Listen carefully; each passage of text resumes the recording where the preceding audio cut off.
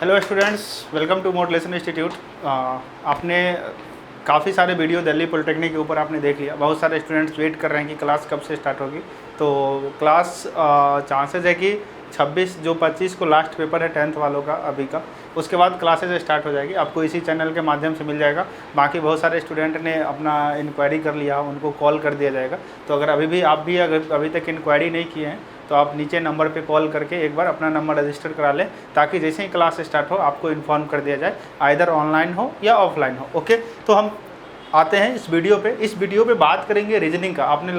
पहले आपने देखा है कि रीजनिंग का क्या सिलेबस है। लॉजिकल रीजनिंग इस बार सिलेबस में ऐड किया गया है, लास्ट टाइम भी ऐड किया गया था, उससे पहले नहीं था। तो हम रीजनिंग का एक एक टॉपिक थोड़ा सा आपको बताते हैं, क्योंकि आपके अंदर डर होगा कि किस तरह के क्वेश्चंस पूछे जाते हैं। तो मैं आपको बताता हूँ, आसान होता है लेकिन कुछ ट्रिक होता है, तो आपको जानना ज़रूरी है। ओके, तो हम एक एक करके पढ़ेंगे कि रीजनिंग में क्या क्या टॉपिक है, और वो ऑलरेडी मैंने बता दिया था कि क्या क्या टॉपिक पढ़ना है। इस वीडियो में हम एक टॉपिक है लॉजिकल रीजनिंग, तो उसके बारे में बताएंगे कि क्या है। आप तो जैसे क्वेश्चंस पहले देख लेते हैं, फिर हम बताएंगे कि क्या पढ़ना है। जैसे क्वेश्चन है, इसमें आप देखिएगा क्या लिखा हुआ है कि एक the if back is written as Y Z X P. अगर हम बैक को, आपको यहाँ दिख रहा होगा, हम इसको नीचे ले आते हैं। ओके, आपको क्लियर दिखेगा। अब देखिए क्या लिखा हुआ है कि if back BACK is written as Y Z X P in coded language, then send को हम कैसे लिखेंगे। अगर बैक को YZXP लिखे हुए हैं तो सेंड को कैसे लिखेंगे। ओके, तो इसको लिखने का क्या तरीका है, क्या ट्रिक है, कैसे हमें पढ़ना है। तो इसके लिए इसको हम बोल देते हैं कोडिंग, डिकोडिंग या अल्फ़ाबेटिकल रीजनिंग। ये अल्फ़ाबेटिकल है, मीन्स ABCD है, तो अल्फ़ाबेटिकल रीजनिंग हो गया। तो इसके लिए एक ट्रिक है जो हम एक बार पढ़ लेंगे, तो इस तरह का जितना क्वेश्चन है वो सारा क्वेश्चन बन जाएगा। अगर आप आगे भी क्वेश्चन देखिएगा तो ये भी इसी तरह से लिखा हुआ है कि ये सारा क्वेश्चन पूछा हुआ है, क्वेश्चन है आपका जो लास्ट ईयर पूछा गया है, उस तरह का क्वेश्चन है। जैसे मैटर को अगर हम लिखते हैं सिंपल TMRET, तो बियॉन्ड को कैसे लिखेंगे। तो सेम इस तरह का जो क्वेश्चन है अगर आपके एग्जाम में आता है तो किस तरह से क्वेश्चंस को सॉल्व करना है। तो पहले हम देखते हैं कैसे करना है, क्या ट्रिक क्या है, फिर हम एक एक क्वेश्चंस करेंगे और आपको आसानी से फिर समझ में आएगा कि कितना आसान है, कैसे हमको करना है।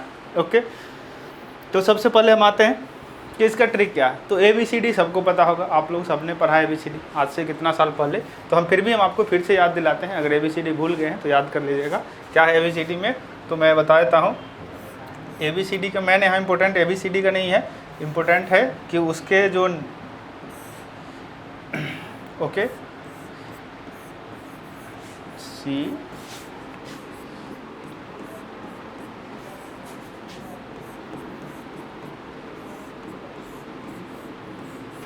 L।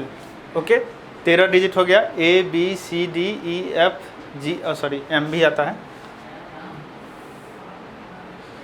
LM। ओके, हम M से नीचे ही N लिखना शुरू, इधर से लिखते हैं NOPQRSTUVWXYZ। ओके, ये तो सबको पता है। इसमें नया क्या मैंने लिखा है, ठीक है। अब नया क्या है इसमें, तो हमें इसमें एक एक जो भी अल्फ़ाबेटिकल टर्म है वो किस नंबर पे है वो हमें पता होना चाहिए। मीन जैसे A कितने नंबर पे है, 1 नंबर पे है, B 2 नंबर पे है, C 3 नंबर पे है, D 4 पे है, E 5 पे है, F 6 पे है। ओके, आगे भी इसी तरह से लिख देंगे, ये आप भी लिख दीजिएगा। लेकिन हमें 1 मिनट में क्वेश्चन अगर सॉल्व करना है तो हमें क्या है कि मुंह पे याद होना चाहिए कि कौन सा नंबर को, अगर पूछ दे कि S कौन सा नंबर पे है, R कौन सा नंबर पे है, ओके, Z कौन सा नंबर पे है, U कौन से नंबर पे है। ओके, तो आपको वहाँ पे कैसे सॉल्व करोगे, तो उसके लिए क्या होना चाहिए, आपके दिमाग में याद होना चाहिए। तो आइदर वो ट्रिक से याद हो या वहाँ बहुत पहले से आप लिख के बैठे रहोगे। तो ज़रूरी तो नहीं है कि आपको वहाँ पे लिखने नहीं दिया जाएगा पहले से आपको। तो इसलिए मेरे मन में पहले से, और वो ट्रिक के माध्यम से आप आसानी से याद कर सकते हो, ठीक है। तो कैसे याद करना है, तो जनरली A से F तक सबको याद होता है कि ये तो स्टार्टिंग का 5-6 टर्म है और लास्ट का 2-3 टर्म है, वो याद होता है सबको, ठीक है। कि Z कोई भी पूछेगा तो हम बता देंगे 26 पे, Y कोई भी पूछेगा तो हम बता देंगे 25 पे है, ओके, X 24 पे है, ABCDEF हम बता देते हैं 6 तक है। इस इन बिटवीन जो टर्म होता है उसे हमें याद करने की ज़्यादा ज़रूरत है। ओके, तो अगर हम G की बात करें तो G कैसे हम याद रखेंगे, तो G आप देखिएगा गौर से, G में कैसे क्या लिखते हैं हम, यहाँ पे 7 लिखते हैं G में 7। तो G क्या हो गया, ओके, जी में क्या लिखते हैं ये, और यहाँ पे हम 7 लिखते हैं तो वो जी का टर्म बन जाता है, तो इसलिए जी में 7। एच की अगर बात करें, अगर एच की बात करें, ऊपर भी सर्कल कर दीजिए, नीचे भी सर्कल कर दीजिए, 8 हो गया। तो ध्यान रखना है, माइंड में एक बार इमेज बना लेना है कि एच को हम 8 कैसे बोलेंगे, ठीक है। आई को हम एक पीछे सर्कल लगा दीजिए, आई इज इक्वल टू 9, आई 9 पे होता है। ओके, एक टर्म होता है, आपने अभी तक नहीं सुना होगा, एक टर्म होता है इजोटी, EJOTY। जो जनरल कंपटीशन का एग्ज़ाम देते हैं उनको ये सब चीज़ रटा होता है, ठीक है, आप भी अभी से रट लीजिएगा। इजोटी टर्म है, इजोटी मीन्स ई 5, 10, 15, 20 और 25। 5 पे ई, 10 पे जे, 15 पे 20, ओ टी 20 पे और वाई 25 पे। ओके, तो ये होता है।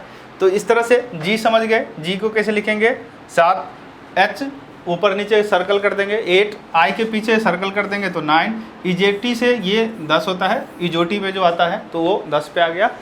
के को कैसे लिखते हैं, ये इसके पीछे एक और लाइन ड्रॉ कर दीजिए और ये क्या हो जाएगा 11, ठीक है। तो जब भी मेरे माइंड में के जैसे ही डायग्राम आएगा हम पीछे एक लाइन ड्रॉ कर लेंगे।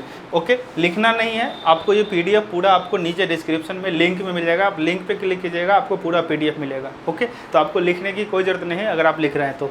एक बार ट्रिक पहले समझ लीजिए दिमाग में, आप हो सकता है तो एक बार पेपर पर बाद में लिख के देखिएगा कि क्या सच में हमें याद हुआ कि नहीं। ओके, उसके बाद एल से क्या होता है, सबसे फेवरेट वर्ड लव। याद कर लीजिएगा कि जो हमारा प्यार है वो 12 वर्षों का प्यार है। ओके, 12 वर्षों का प्यार है, तो इसे याद रहेगा एल लव 12 वर्षों का प्यार है, तो यहाँ से एल 12। ओके, उसके बाद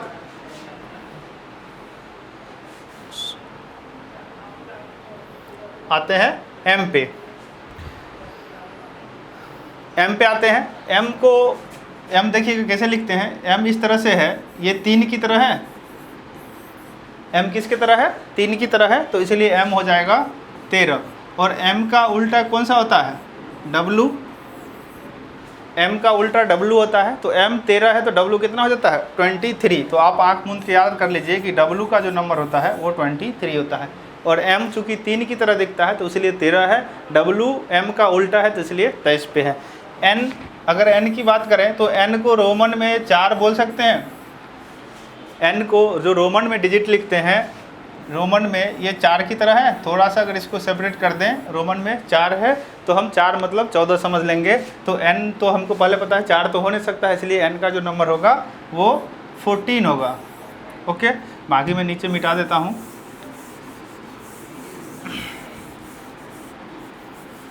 ओके, एन का नंबर कितना आ गया 14। फिर इजोटी याद करेंगे, इजोटी से ओ कितने पे है 15 पे है, तो इजोटी से ओ कितने पे है 15 पे है। ओके, अब आता है पी। ओके, अब आता है पी। पी से आप किसी का नाम याद कर लें। ओके, मेरा ही नाम याद कर लीजिए कि प्रेम सर 16 साल के हैं, भले मैं 25 साल का हूँ। ओके, तो आप मेरा ही नाम याद कर लीजिए कि प्रेम सर 16 साल के हैं, या आपका कोई भी ना जानने वाला कोई बंदा हो जो पी से हो तो आप उसको भी याद कर सकते हैं कि वो 16 साल का है, चाहे वो कितना भी एज का हो। ओके, ठीक है, सेम। अब जिसको भी आप नाम याद रखे हैं, हाँ याद रखेगा कि वो लड़का होना चाहिए। उसके क्वीन है, Q4 हम लोग जनरली क्या पढ़ते हैं क्वीन, तो जो रानी है वो कितने साल की है 17 साल की है। जो रानी है वो कितने साल की है 17 साल की है। बस माइंड में याद रखना, ऐसा कोई मतलब ऐसा कोई नहीं कि रियलिस्टिक है, इमेजिनेशन है कि आप किसी ट्रिक मतलब होता है कि आप किसी भी तरह से याद कर ले। तो सिंपल ये है कि कोई रानी है Q4 क्वीन और वो 17 साल की है। ओके, आर राहुल गांधी। राहुल गांधी कितने साल का है 18 साल का है, उसका शादी हुआ नहीं है तो हम उसको मान लेते हैं कि वो 18 साल का है। ठीक है, अभी नाबालिग है, उसका शादी नहीं हुआ है। S4 सोनिया गांधी, उसकी मम्मी 19 साल की है, हम यहाँ पे S 19 साल। राहुल गांधी 18 साल, सोनिया गांधी 19 साल, आपको याद रहेगा आसानी से। ओके, S उसके बाद क्या आता है T, PQR, S के बाद क्या आएगा T। T4 क्या जानते हैं 20, T से 20 होता है। और इजोटी से भी हम पढ़े हैं कि T 20 पे आता है, ऐसे ही T से आपको 20 याद रहेगा, T4 20 और T 20 पे होता है। ओके, V4 विक्ट्री जानते हैं, V विक्ट्री होता है और विक्ट्री मीन्स 2 उंगली 22 आप याद रख सकते हैं, V4 विक्ट्री। ओ सॉरी, U छूट गया आपका,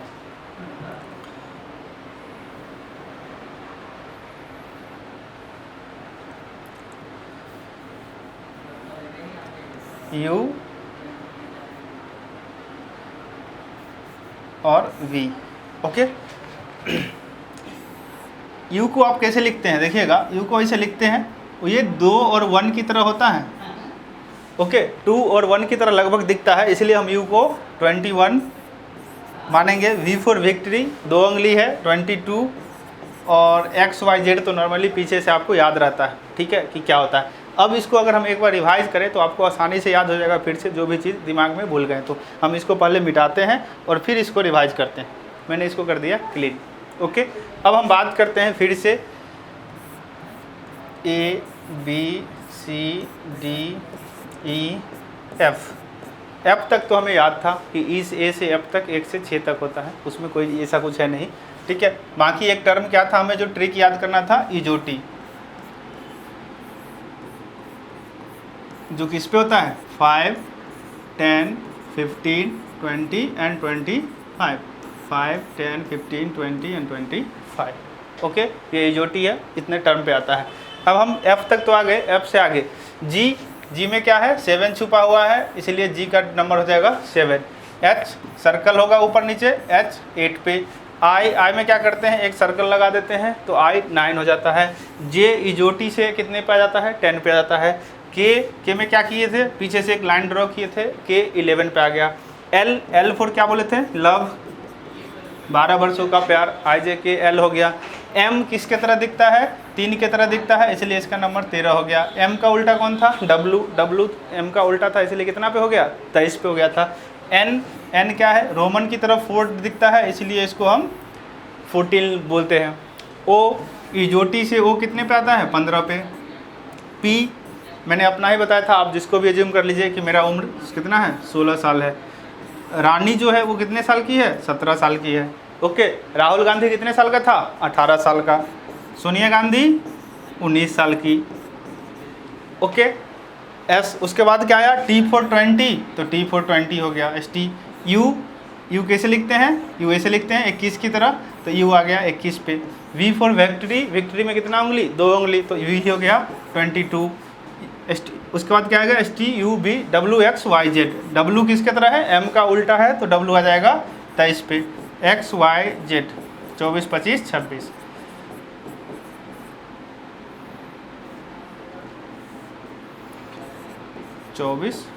26।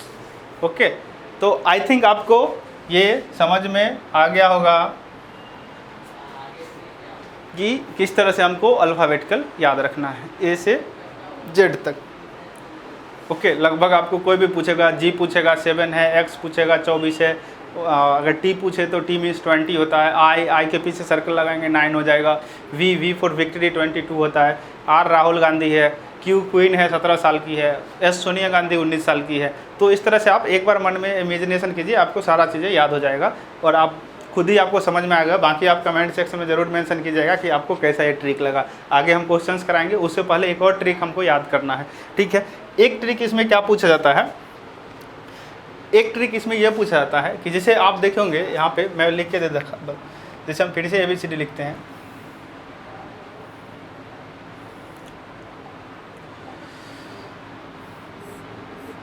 A B C D F G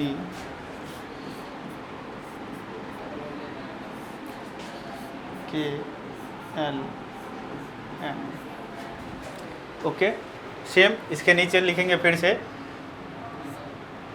उल्टा लिखते हैं, M N O P Q R S T U V W X Y Z। ठीक है, अब ऐसा क्यों लिखे, एक चीज़ देखिएगा, जो क्वेश्चन पूछा जाता है इसमें ट्रिक में कि A का नंबर कितना है 1 और Z का नंबर 26, मिल दोनों मिलके कितना होता है 27। तो जो 27 होता है कॉम्बिनेशन, वो 27 का कॉम्बिनेशन किस किस का होता है, अब कोई भी नंबर जोड़िएगा तो उसका 27 हो जाएगा। जैसे 2B का होता है और Y का कितना होता है 25, तो 25 2 27। 3 और 24 और 3 27, D4 और ये W कितना होता है, W कितना बोले थे 23, तो W 23 और 4 27, सेम E5 और 22, तो 22 और 5 कितना हो जाएगा 27। तो जितना भी ये कम्बिनेशन है सबका जो समेसन है वो किसके बराबर है 27 के बराबर है। तो जो आपके एग्जाम में क्वेश्चंस पूछा जाता है वो कम्बिनेशन से भी क्वेश्चंस पूछा जाता है कि 27 का कम्बिनेशन। तो आप देखिएगा यहाँ पे A और Z से, अब हम इसको याद कैसे रखेंगे, इसको हम याद कैसे रखेंगे कि किसका कॉम्बिनेशन किससे है, वहाँ पे हमें उतना टाइम नहीं है, तो उसका भी ट्रिक है। जैसे आपने ABCD याद किया है सेम उसका भी इसका ट्रिक है, उस ट्रिक से हम इसको याद कर सकते हैं। जैसे AZ से हम याद रखेंगे, AZ से याद रखेंगे आज़ाद, BY का जो रिलेशन है उसको हम बोलेंगे बुआ, ओके। CX से करेक्स, ओके। DW से DO, आप ड्यू समझ लीजिए, ओके। FEV से इवनिंग, ओके। FU से फुल, ओके। GT से GT रोड मान लीजिए आप, GT रोड पता होगा, GT road grand trunk road Sher Shah ने बनवाया था। HS से हाई स्कूल, ओके। IR से इंडियन रेलवे,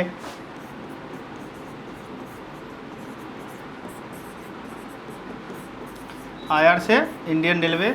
JQ से जंगल क्वीन, ओके। और KP से कानपुर,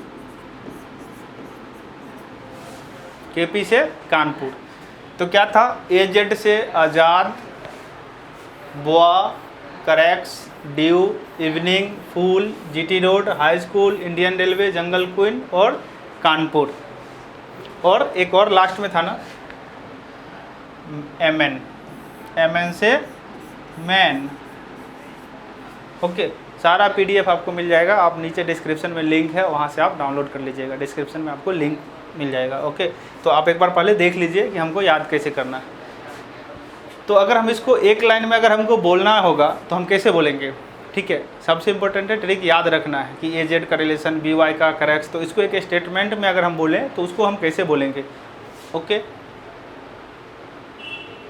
करेक्स एक मतलब एक समझ लीजिए कि एक बाइक था करेक्स। और एक चीज़ याद रखना है कि आज़ाद में जो रिलेशन है वो AZ से है, बुआ में BY से है, करेक्स में C और X से है।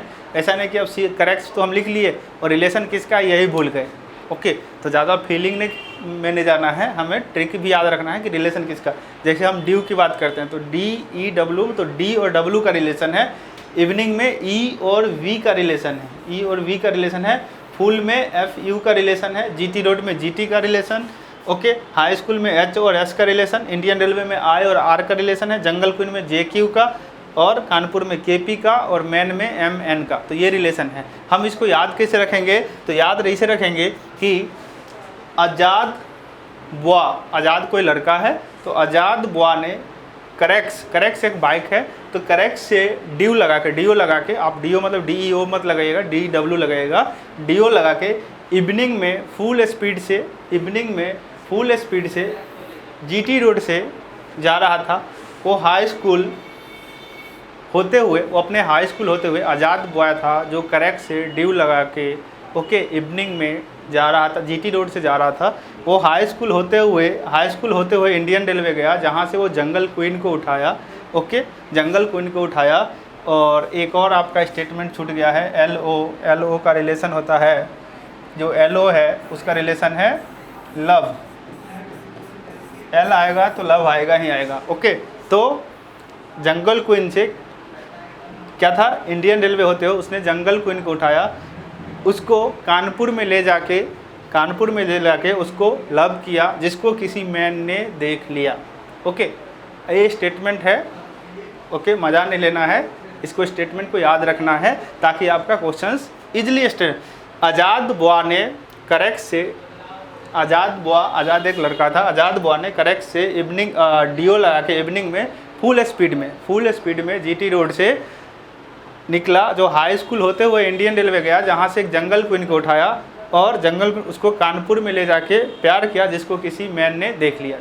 जंगल को किसी कानपुर में लव किया जिसको किसी मैन ने देख लिया। ओके, तो ये एक ट्रिक था। अब ट्रिक में क्या है याद रखना है, अगर हम इसको मिटा दें फिर से, अगर हम इसको मिटा दें तो क्या था ट्रिक, आज़ाद बुआ, किसका किसका रिलेशन है, मैं रिलेशन साथ में लिखते जाता हूँ। उसके बाद हम क्वेश्चंस करेंगे। ए जेड का रिलेशन है आज़ाद, मैं जो जो रिलेशन है मैं उसको कैपिटल लिखता हूँ, बाकी को स्मॉल लिखता हूँ, ठीक है। आज़ाद बुआ, ठीक है, ने करेक्ट से ओके ड्यू लगा के इवनिंग में ओके फुल स्पीड से, इवनिंग में फुल स्पीड से जीटी रेड होते हुए हाई स्कूल गया,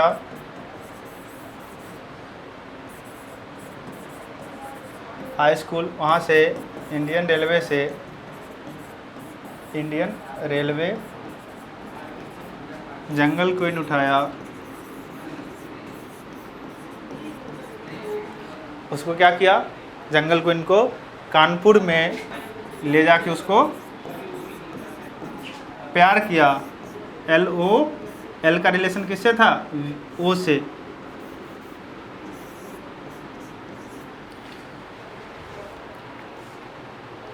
ओके, जिसको क्या होता कानपुर में, जिसको किसी मैन ने देख लिया।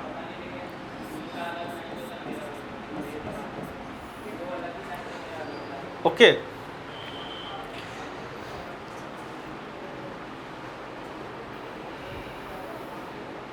ठीक है, तो यही था, ये आपका हो गया trick.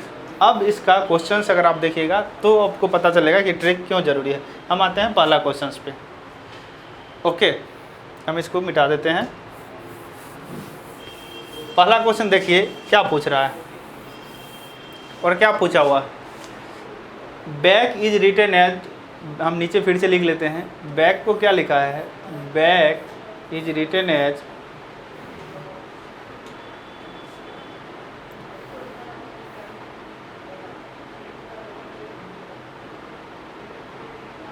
Back is written as YZXP,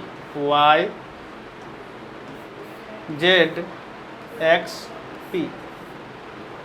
अब यहाँ पे क्या समझ में आया, देखिए BY है, AZ है, CX है, KP है, मीन्स कि क्या है कि समेसन दोनों का क्या है 27 है, 27 है। बॉय, आज़ाद, करेक्ट और कानपुर आया रिलेशन, समझ में आया कहाँ से आ रहा है क्वेश्चंस। तो हमको क्या करना है, अब आँख मूंद के हमको क्या करना है कि हमको इतना पता चल गया कि जो इसका पहला लेटर है और इसका पहला लेटर है दोनों का समेसन कितना है 27 का है। तो हम इसमें भी वही देख लेंगे। अब आया S, ओके, अब S आया तो S का रिलेशन किससे था, हाई स्कूल, तो H और S का रिलेशन था। तो हम सबसे पहला लेटर अगर S है तो दूसरा साइड क्या होना चाहिए, H होना चाहिए। तो इसमें ऑप्शन में देखेंगे कि H वाला ऑप्शन कौन सा है, H वाला ऑप्शन एक ही है, बाकी हम सोचेंगे नहीं, बाकी हम टिक कर देंगे। क्लियर है। तो अगर वो याद रहेगा तो हमको कितना आसान हो गया। बाकी आप मिला सकते हैं, बाकी जैसे A का रिलेशन किससे था, A का Z से था तो दूसरा AZ हो गया। N का किससे था, किसी आदमी ने देख लिया, मैन ने देख लिया, तो N का रिलेशन किससे हो जाएगा, M से, तो तीसरा पे M हो जाएगा।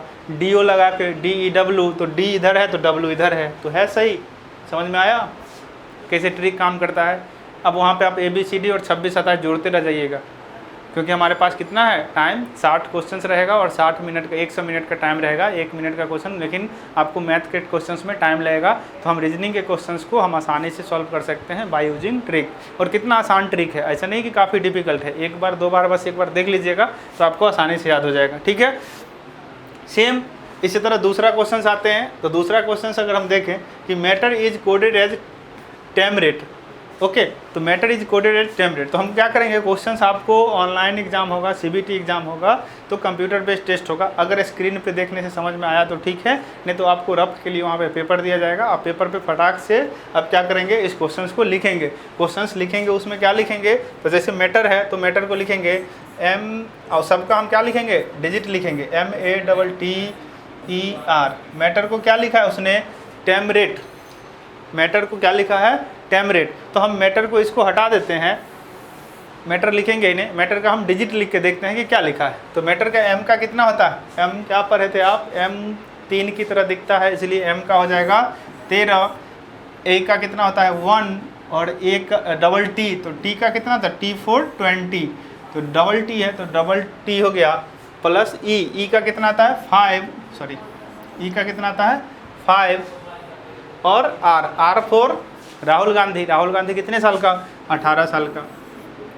ओके इसको क्या लिखा है, मैटर को कोडेड एज टेम्परेट लिखा है। टेम्परेट बोले तो T4, फिर हम उसके नीचे m के नीचे t आएगा तो t लिखेंगे। t का कितना बोला है ये 20 हम जानते हैं, e का 5 जानते हैं, m का कितना होता है 13, फिर से r का 18 और e का 5 एंड फिर से t का 20।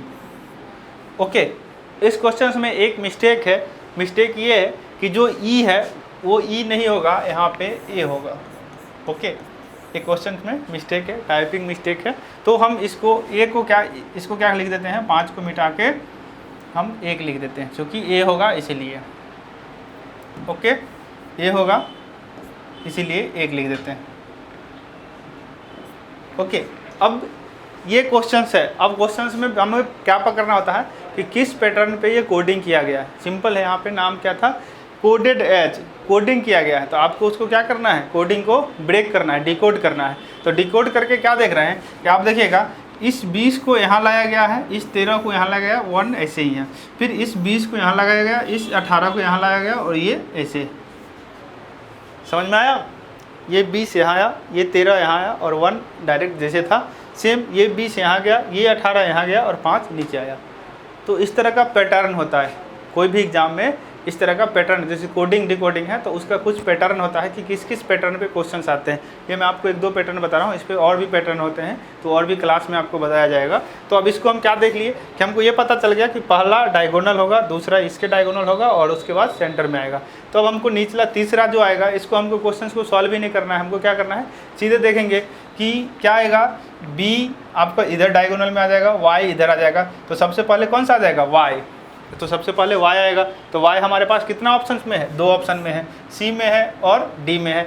E दोनों में है, E दोनों में है तो वो तो सामने रहेगा। उसके बाद तीसरा पे कौन सा चला जाएगा, y पहला आया तो B तीसरा पे चला जाएगा, तो तीसरा पे B किस में है, इसमें है B, तो आंसर ये हो जाएगा। क्लियर है, क्या करेंगे, BEYOND यही है। तो 3 डिजिट इधर और 3 डिजिट इधर, तो y इधर आएगा, E वहीं रहेगा और B आ जाएगा, फिर D इधर आएगा, ओके, N वहीं रहेगा और O आ जाएगा। ठीक है, तो हम पहला ही 3 अगर हमको मिल रहा है, बाकी में कॉमन किसी में है ही नहीं, तो बाकी 3 हम क्यों सॉल्व करेंगे। समझ रहे हैं ना कि बाकी 3 हम सॉल्व भी नहीं करेंगे, एक ही ऑप्शन में y b है, बाकी किसी में है ही नहीं। अगर बाकी किसी और में y b रहता तो हम आगे सॉल्व करते।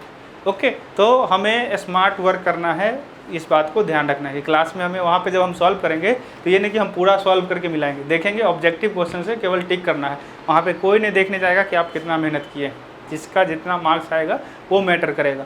तो आपको स्मार्ट वर्क करना है। ओके, तीसरा क्वेश्चन अगर हम आते हैं ये, ओके, तो अब क्या है, सिंपल देखिए, अब दिमाग में एकदम B का Y आ गया, E का V आ गया, मतलब समझ रहे हैं कि बॉय आ गया, इवनिंग आ गया, आज़ाद आ गया, GT रोड आ गया, तो रिलेशन हमको पहले ही समझ में आ गया। तो हम क्वेश्चन वहाँ नीचे अब लिखेंगे भी नहीं। तो अब सिंपल है, M का किससे होगा रिलेशन, M का N से रिलेशन था, मैन का। I का किससे था, इंडियन रेलवे, तो N हो गया, R हो गया, तो N और R किस में है, D में है, आंसर इज D, बाकी किसी में सॉल्व ही नहीं करेंगे। ओके, तो क्वेश्चन देख के समझ में आ जाना चाहिए कि B और Y का रिलेशन है, मीन्स बॉय हो गया। एक बार माइंड में सोचेंगे कि क्या रिलेशन बन रहा है 26-27 वाला, 27 वाला, या नहीं बन रहा है। अगर 27 वाला फेल हो गया तो दूसरा एप्लीकेशन लगाएंगे, दूसरा फेल हो गया तो तीसरा लगाएंगे। तो सबसे पहले हमें पता होना चाहिए कि हमें कौन सा रूल लग सकता है, कौन सा ट्रिक लग सकता है। ओके, ऐसा नहीं कि बहुत ज़्यादा ट्रिक होता है, 2-4 अल्फ़ाबेटिकल रीजनिंग की बात कीजिएगा तो यहाँ पर भी 2-4 ट्रिक होता है। जो आसान वाला हम सब ट्राई करके देख लेंगे, फिर अगर सॉल्व करना है तो हम करेंगे ही। और आपको इतना पता होना चाहिए कि अगर रीजनिंग में एग्जाम में क्वेश्चन पूछता है तो 30 सेकंड से ज़्यादा का क्वेश्चन पूछता ही नहीं है। एक सिलेबस इसलिए ऐड किया गया है आपके में कि इसको बोला जाता है मेंटल एबिलिटी। आपका मेंटल दिमाग है वो कितना फास्ट काम कर रहा है, कितना जल्दी चीज़ों को सोच पा रहे हैं। ओके, तो इसीलिए एक टॉपिक को ऐड किया गया है। इसके किसी सिलेबस से कोई लेना देना नहीं है। एक बच्चा भी इस क्वेश्चंस को सॉल्व कर सकता है और एक कोई बड़ा आदमी भी नहीं सॉल्व कर सकता। वो सब दिमाग पे डिपेंड करता है। बाकी आप इस क्वेश्चंस को किस तरह से हैंडल करते हैं वो आपका मायने रखता है। ओके, तो समझ में आ रहा होगा कितना आसान है। अब ये जैसे है कि Bombay is coded as CPNCBZ। अब देखिए यहाँ पे बॉय वाला रिलेशन नहीं लग रहा है, बी का रिलेशन वाई से नहीं है, तो ठीक है। तो हम चेक कर लेते हैं क्या है। Bombay is coded as CPN। देखिए यहाँ पे अब ज़रूरी नहीं है कि हम क्वेश्चंस को लिखना है, चाहे तो लिख सकते हैं या नहीं भी लिख सकते, हम लिख ही लेते हैं। बी को क्या बोलते हैं, बी को 2, ओ कितना पे होता है, इजोटी से ओ होता है 15 पे, उसके बाद M 13 पे, M 3 की तरह दिखता है इसीलिए B फिर से 2 पे, ओके, A 1 पे और Y 25 पे। इज रिटेन एज किस तरह लिखा गया है, C का कितना होता है 3, P का कितना होता है P4। मेरा नाम कितने साल का मैं हूँ, 16 साल का, ओके। N4, M का उल्टा N को रोमन में 14 लिखते हैं, ठीक है, रोमन में 4 लिखते हैं इसीलिए उसका वर्ड कितना हो गया 14।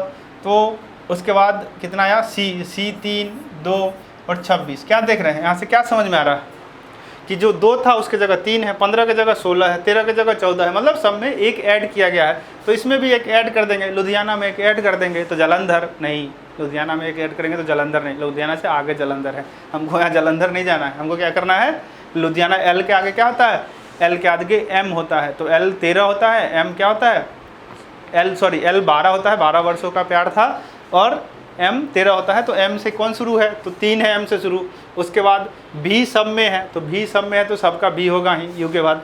D के बाद कैसा क्या आएगा, D के बाद E, तो E किस में है, इसमें भी E है और इसमें भी E है, तो ये आंसर कैंसिल हो गया, ये आंसर कैंसिल हो गया। अब E के बाद क्या है, इसमें J है और इसमें I है, तो इसमें देख लेते हैं। H के बाद क्या आता है, H 8 है, 9 पे क्या आता है, H का 8 होता है, 9 पे कौन सा आता है I, जिसमें हम गोला लगाए थे, तो I वाला आंसर आपका सही हो जाएगा। क्या डिफ़िकल्ट है, समझ में आ रहा है? तो अगर समझ में आ रहा है तो आप कमेंट सेक्शन में ज़रूर मेंशन करें कि कैसा लगा आपको ये क्लास। बाकी इसी तरह से सारा क्वेश्चन है, कोई भी क्वेश्चन आप उठा के लिख लीजिए। ये चेयर है, chair is coded as FKDU। C है, उसके बाद C को किससे रिलेट किया गया, F से, तो C कितने पे होते हैं 3 पे, और F कितना पे होता है 6 पे, तो 3 का डिफरेंस है। फिर H कितना पे 8 पे, और K कितना पे होता है, K को क्या किए थे, पीछे से एक लाइन ड्रॉ किए थे तो 11 था। तो देख रहे हैं कि ये 3 पे था तो ये 6 है, ये 8 है तो 11 है, 3 का डिफरेंस है। तो सिंपल टेबल में भी क्या करेंगे, 3 के डिफरेंस पे हम ऐड कर देंगे। T के आगे T 20 है तो 20 में 3 जोड़ेंगे तो कितना हो जाएगा 23, और 23 पे कौन सा था, M का उल्टा W, तो W से जो स्टार्ट होगा, तो W से 2 स्टार्ट है यहाँ पे। अब इस दोनों में कोई एक आंसर होगा। फिर A में 3 ऐड करते हैं, तो A कितना पे है 1, उसमें 3 ऐड करेंगे तो कितना हो जाएगा 4, तो 4 कौन होता है D, तो D कौन सा है, D ये है, तो आंसर हो जाएगा A। ओके, क्या हमने पूरा सॉल्व किया, नहीं, क्योंकि हमको इतना ही से आंसर आ गया, तो हम क्यों एग्जाम में पूरा सॉल्व करेंगे। तो वही स्टूडेंट क्वालिफाई करेगा जिसका ट्रिक अच्छे से या समझ में आता होगा, बेसिक कंसेप्ट क्लियर होगा कि हमको कैसे कम टाइम में पूरे क्वेश्चंस को सॉल्व करना है। क्योंकि ये पूरा मेरिट लिस्ट बेस्ड एग्जाम है, जितना जिसको मेरिट आएगा टॉप ऊपर से उसको अच्छा कॉलेज भी मिलेगा और पहले उनका एडमिशन भी होगा, जिसका टॉप रैंकर होगा, क्योंकि मेरिट से के अकॉर्डिंग ही इसमें एडमिशन होता है। ओके, सीट फुल एडमिशन बंद। नेक्स्ट क्वेश्चन है, इसमें भी देखिए फिर से आ गया बॉय, आज़ाद और DO, मतलब क्वेश्चन देख के दिमाग में हिट कर जाना चाहिए। अब इसमें कुछ करना है, जब देख लिए कि बॉय है, B और Y बॉय हो गया, A और Z आज़ाद हो गया, D और W DO हो गया, तो M से क्या होता है, M से मैन, तो N होगा, पहला N से एक ही ऑप्शन है, हम बाकी देखेंगे ही, N एक में ही है, ठीक है, क्लियर है। तो ये हो गया। आगे अगर हम बात करें नेक्स्ट क्वेश्चन, तो ये है NAUGHT। अब इसमें रिलेशन तो नहीं है उस तरह से, तो हम इसको लिख देंगे कि क्या है। इसमें देखिएगा चीज़ें सारा वही है, अगर आप थोड़ा सा दिमाग लगेगा तो NAUGHT को THGUAN, मतलब उसी को उलट के लिखा गया है, ठीक है। तो देख लेते हैं कैसा लिखा गया है, NAUGHT T is written as THGUAN।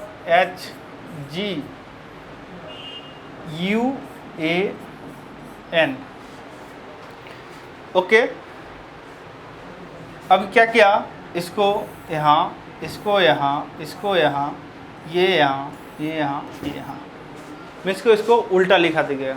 ठीक है, H पहले, T पहले आ गया, फिर H आ गया, फिर G आ गया, तो सिम इसका आप भी वैसे लिख दीजिए TSOHG, TSOHG। इसमें ऑप्शन ही नहीं है, ऑप्शन गलत है, सॉरी, THGHOST,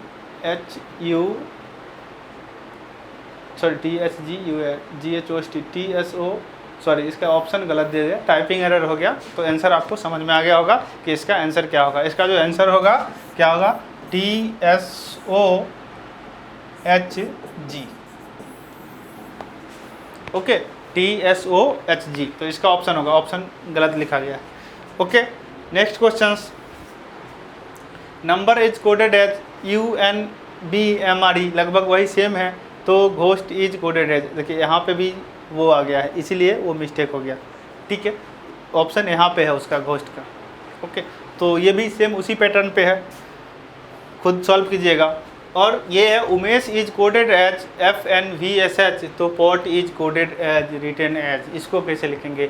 ये क्वेश्चंस आपका काम है सॉल्व करना, ये काफ़ी आसान है। इतना पढ़ाने के बाद भी अगर ये क्वेश्चंस मैं सॉल्व करूँ तो ये आपका काम है सॉल्व करके और कमेंट सेक्शन में इसका आंसर लिखना कि इसका आंसर कौन सा होगा। ABCD ऑप्शन आप लिखिएगा या आंसर आप पूरा डिटेल में लिखिएगा, इसका ऑप्शन कौन सा होगा। अगर आप वीडियो को अगर आप देख रहे हैं तो इसका आंसर आप ज़रूर मेंशन कीजिएगा। 9th नंबर क्वेश्चन और 10th नंबर क्वेश्चन को, 10th नंबर क्वेश्चंस को भी 10th में बता देता हूँ। 9th नंबर क्वेश्चंस का आंसर आपका काम है कि कमेंट सेक्शन में मेंशन करना, ताकि मुझे भी अच्छा लगे कि आपको समझ में आया जो मैं इतना देर मेहनत की आपके लिए। ओके, तो ये है teacher, teacher is coded as, मैं लिख देता हूँ क्या है, टीचर। बस इसका कोड पकड़ लेना है, बाकी तो आप खुद ब्रेक कर दीजिएगा। TEACHER, teacher is coded as 22, 26, 24, 19, 22, sorry पहला 7,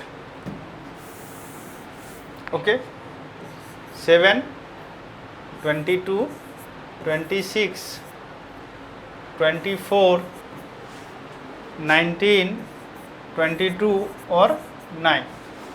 अब सबसे इम्पोर्टेंट है कि इस कोडिंग को ब्रेक करना कि ये T को 7 क्यों लिखा, E को 22 क्यों लिखा और A को 26 क्यों लिखा। ठीक है, तो मेन यही कोडिंग ब्रेक करना है। अगर एक बार मैंने कोडिंग ब्रेक कर लिया तो फिर हमें उसके बाद तो ये आसान है, फिर तो उसी पे सेट करना है। ओके, तो एक बार आप सोच के देखिए कि कैसे ब्रेक करना। आप वीडियो पॉज करके सोचिएगा क्योंकि मैं नहीं रुक सकता हूँ। ओके, तो इसको क्या कर सकते हैं आप देखिए, T का कितना होता है 20, 20 को ये 7 लिख दिया। E का 5 होता है, उसको 22 लिख दिया। A का 1 होता है, इसने 26 लिख दिया। C का कितना होता है 3 है, इसमें 24 लिख दिया। ओके, H का कितना होता है 8 है, E का कितना होता है 5 और R का कितना होता है 18। ओके, ऐसा क्या किया गया कि इसमें आपका क्या हो गया, 20 7 में कन्वर्ट हो गया। ऐसा क्या किया गया कि 20 7 में कन्वर्ट हो गया। ओके, तो सबसे आसान वाला से आप देखिएगा क्या है, समझ में आया। 7 पे कौन सा आता है, 7 पे कौन सा आता है G, याद आया। 22 पे कौन सा आता है V, 26 पे कौन सा आता है Y, सॉरी 26 पे कौन सा आता है Z। समझ में आ गया होगा आपको, अब मुझे लगता नहीं बताने की ज़रूरत है। GT रोड, इवनिंग, आज़ाद, तो C से क्या हो जाएगा करेक्ट, X हो जाएगा हाई स्कूल, इवनिंग फिर से, और इंडियन रेलवे। ओके, एक ही ट्रिक पे कितना तरह से घुमा के क्वेश्चन पूछ सकता है।